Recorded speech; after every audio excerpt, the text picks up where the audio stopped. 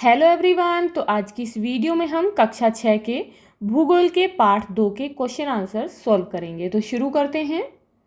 तो first question है, निम्नलिखित प्रश्नों के संक्षेप में उत्तर दीजिए। तो यहाँ पर पहला प्रश्न पूछा गया है कि चंद्रमा हमें तारों से बड़ा क्यों दिखाई देता है। तो जैसे कि हमने पाठ में पढ़ा था, चंद्रमा पृथ्वी के सबसे अधिक पास है, यानी कि सबसे ज़्यादा पास चंद्रमा है और पृथ्वी का उपग्रह है। तो इसका आंसर होगा पृथ्वी से अधिक निकट होने के कारण चंद्रमा हमें तारों से बड़ा दिखाई देता है। अब यहाँ पर अगला क्वेश्चन है, हम चंद्रमा का एक ही भाग क्यों देख पाते हैं, यानी कि हमको चंद्रमा का एक भाग ही क्यों दिखाई देता है। तो क्यों दिखाई देता है, तो इसका आंसर होगा पृथ्वी पर किसी स्थान के ऊपर से पूरी पृथ्वी की परिक्रमा करके फिर उसी स्थान के ऊपर आने में चंद्रमा को 29 दिन 12 घंटे 44 मिनट लगते हैं। इतने ही समय में चंद्रमा अपने अक्ष पर एक चक्कर यानी कि परिभ्रमण पूरा करता है। इसी कारण हम चंद्रमा का सदैव एक ही भाग देख पाते हैं। अब यहाँ पर क्वेश्चन है कि चांदनी किसे कहते हैं। तो चंद्रमा का अपना कोई प्रकाश नहीं होता है, यह सूर्य के प्रकाश से प्रकाशित होता है। यह सूर्य के प्रकाश को परावर्तित करता है, जो हमारी पृथ्वी पर लगभग 1.25 सेकंड में पहुंचता है और इस प्रकाश को चांदनी कहते हैं। अब यहाँ पर अगला क्वेश्चन पूछा गया है कि भारत के प्रथम अंतरिक्ष यात्री कौन थे। तो कौन थे, तो भारत के प्रथम अंतरिक्ष यात्री राकेश शर्मा थे।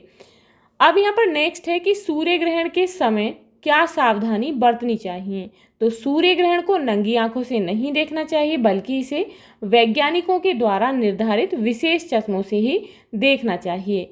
अब यहाँ पर अगला क्वेश्चन है कि रिक्त स्थानों की पूर्ति कीजिए। तो फर्स्ट है यहाँ पर, रात के आकाश में सबसे अधिक चमकीला आकाशीय पिंड है। तो कौन सा हमें सबसे चमकीला दिखाई देता है, तो चंद्रमा दिखता है, तो यहाँ लिखेंगे चंद्रमा।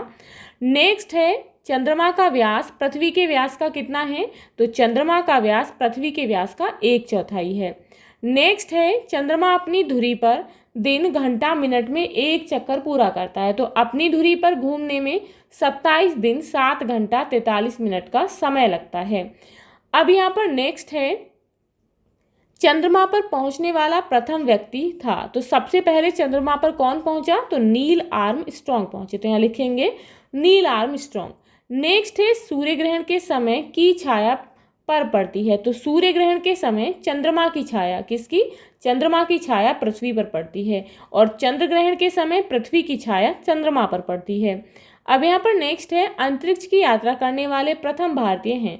तो भारत से जो है अंतरिक्ष में जाने वाले प्रथम भारतीय राकेश शर्मा हैं, तो यहाँ पर लिखेंगे। अब यहाँ पर नेक्स्ट है, सही कथन के सामने सही तथा गलत कथन के सामने गलत का निशान लगाइए। तो यहाँ पर फर्स्ट है, चंद्र ग्रहण के समय पृथ्वी की छाया चंद्रमा पर पड़ती है, तो बिल्कुल सही है। नेक्स्ट है, चंद्रमा का पृथ्वी के चारों ओर घूमना परिभ्रमण कहलाता है, तो गलत है। चंद्रमा का पृथ्वी के चारों ओर नहीं, बल्कि चंद्रमा का अपने अक्ष पर अपनी धुरी पर घूमना परिभ्रमण कहलाता है।